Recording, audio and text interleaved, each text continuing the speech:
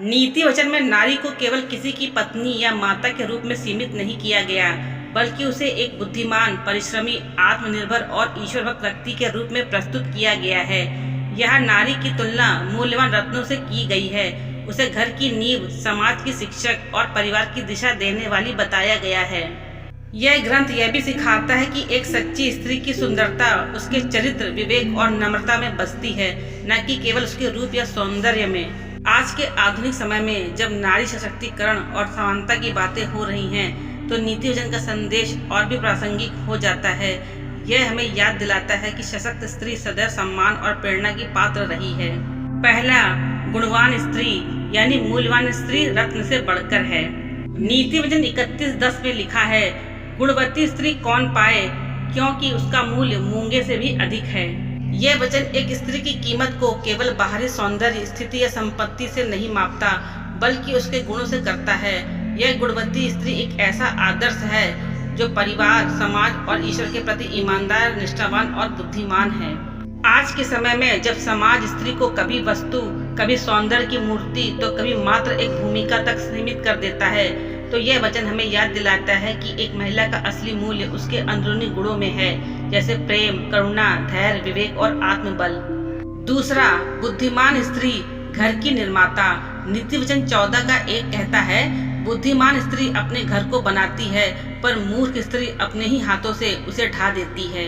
यह वचन नारी के घर में योगदान को महज खाना पकाना या सफाई तक सीमित नहीं करता, बल्कि उसे पूरे घर की आत्मा मानता है। उसकी सोच, उसका व्यवहार, उसका मार्गदर्शन, ये सब घर के वातावरण को तय करते हैं। आज के परिप्रेक्ष्य में जब महिलाएं वर्किंग प्रोफेशनल बन चुकी हैं, वे घर और ऑफिस दोनों जगह जिम्मेदारियां निभा रही हैं, तब यह और अधिक सच प्रतीत होता है कि उनका संयम, उनकी समझ और उनका धैर्य ही परिवार को संतुलित रखता है। तीसरा, मेहनती और आत्मनिर्भर स्त्री। नीति वचन 31:17 कहता है, वह अपनी कटी को बल से कमर कसती है और अपनी भुजाओं को दृढ़ बनाती है।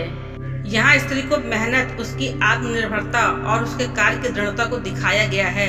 यह वह स्त्री है जो व्यापार करती है, खेतों का सौदा करती है, वस्त्र बनाती है और निर्धनों की सहायता भी करती है। आज की नारी इन गुणों की जीती जागती मिसाल बन चुकी है। वह डॉक्टर है, वकील है, इंजीनियर है, माँ है, सामाजिक कार्य करता है। वह अपने लिए खड़ी होती है, दूसरों को सहारा देती है और समाज के निर्माण में सक्रिय भूमिका निभाती है।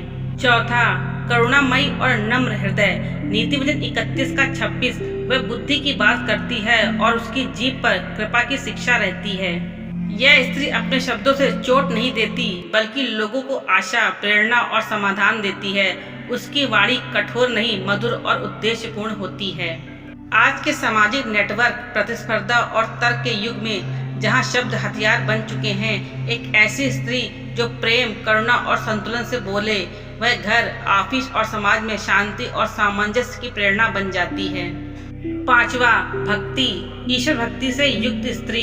नीति वचन 31:30 सौंदर्य धोखा है और रूप व्यर्थ, परंतु जो स्त्री यहोवा का भय मानती है वही प्रशंसा के योग्य है। यहाँ स्पष्ट है कि सुंदरता एक भ्रम हो सकता है, लेकिन सच्चा आदर उस स्त्री को मिलता है जो ईश्वर भक्त, आध्यात्मिक और नीतिवान हो। यह गुण आज भी उतना ही महत्वपूर्ण है, क्योंकि आंतरिक शांति और आत्मविश्वास ही वहाँ से आता है।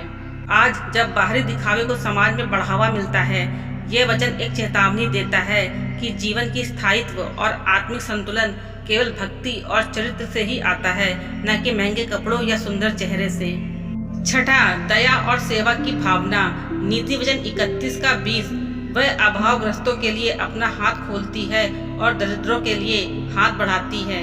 यह स्त्री केवल अपने परिवार के लिए नहीं सोचती, बल्कि समाज में जरूरतमंदों के लिए भी संवेदनशील है। सेवा, दान और करुणा उसके जीवन के आधार हैं। आज जब समाज में आर्थिक और सामाजिक विषमता बढ़ती जा रही है, एक ऐसी स्त्री जो दूसरों के दर्द को समझे और सहायता करे, वह सच्ची नायिका बन जाती है। सातवां, सम्मान और आत्मसम्मान की प्रतिमूर्ति। नीति वचन 31:25 बल और गौरव उसके वस्त्र हैं और वह आने वाले दिन को हंसकर देखती है। इस वचन में स्त्री की आत्मशक्ति, आत्मविश्वास और भविष्य की निडरता को दर्शाया गया है। वह न घबराती है, न डरती है, वह मुस्कुराते हुए आगे बढ़ती है। आज की स्त्री जब समाज में अपनी पहचान बना रही है, निर्णय ले रही है, संघर्ष कर रही है, वह ठीक उसी स्त्री का चित्र है जिसकी प्रशंसा नीति वचन करता है। 8वां, पारिवारिक और सामाजिक प्रभाव।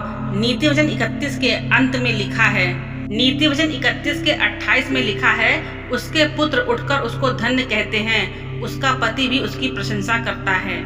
जब एक स्त्री अपने कर्तव्य, प्रेम और निष्ठा से जीवन जीती है तो उसका सम्मान स्वाभाविक रूप से मिलता है। उसके अपने ही नहीं बल्कि समाज भी उसकी सराहना करते हैं। आज जब महिलाओं को अपने काम, परिश्रम और बलिदान के लिए बराबर सम्मान की आवश्यकता है, यह वचन यह स्पष्ट करता है कि एक नारी की महानता को मान्यता देना परम आवश्यक है। आज की नारी और नीति वचन की स्त्री एक गहराई पूर्ण मेल। नीति वचन की स्त्री कोई काल्पनिक आदर्श नहीं है, बल्कि वह आज की स्त्री की आत्मा को प्रतिबिंबित करती है। वह शिक्षित है, विवेकशील है, आत्मनिर्भर है और सबसे बढ़कर वह ईश्वर पर विश्वास रखती है।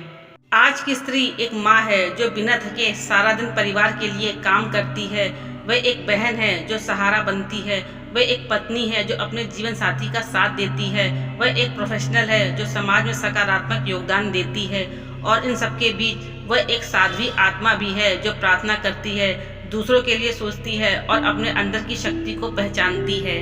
नीति वचन हमें सिखाता है कि नारी को केवल एक भूमिका तक सीमित करना उसके साथ अन्याय है। वह एक आशीर्वाद है, एक चलती फिरती प्रेरणा है जो घर, समाज और देश को नई दिशा दे सकती है।